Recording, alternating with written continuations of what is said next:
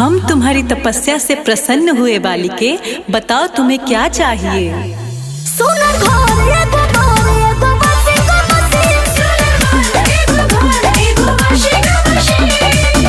बालिके, ये washing machine क्या होता है? माते, ये आधुनिक युग के कपड़ा धोए वाला मशीन है।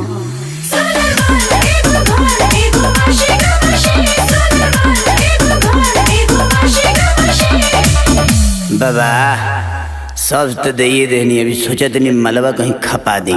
इतना कुछ मिलने के बाद क्या क्या करोगे भा? सुनी बाबा, ले जात बानी हम तो महल